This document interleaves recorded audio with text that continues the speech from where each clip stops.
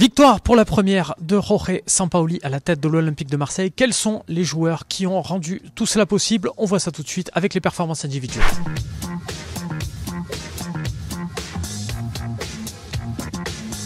Il est imperturbable, Boubacar Kamara, sur sa lancée du moment au milieu de terrain. Très précieux dans la récupération, très intéressant aussi dans son utilisation du ballon, que ce soit dans le jeu court ou dans le jeu long. On peut le faire jouer n'importe comment.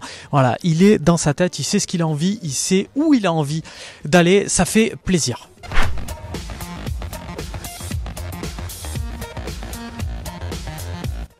Alors on ne sait pas encore dans quel schéma véritablement l'Olympique de Marseille a évolué, s'il y avait une défense à 5, s'il y avait une défense à 3, s'il y a une certitude là-dedans, c'est que Paul Lirola, il était quasiment ailier, c'était le 4e du compartiment offensif avec Thauvin, avec Milik, avec Payet. Voilà, un latéral qui monte, qui ne se pose pas de questions, on adore.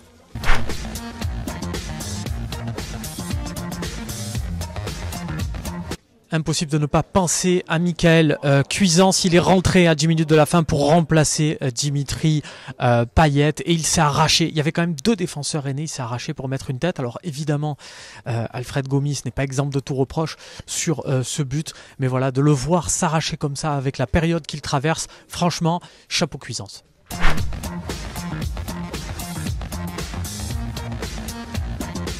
Enfin, ce n'a pas été une victoire écrasante non plus de l'Olympique de Marseille. Soulignons quand même que certains joueurs ont été en dedans, dont Saïf Kaoui, titularisé aux côtés de Kamara, ou même dans un milieu à 3 avec Kamara et Thauvin. Il était côté gauche.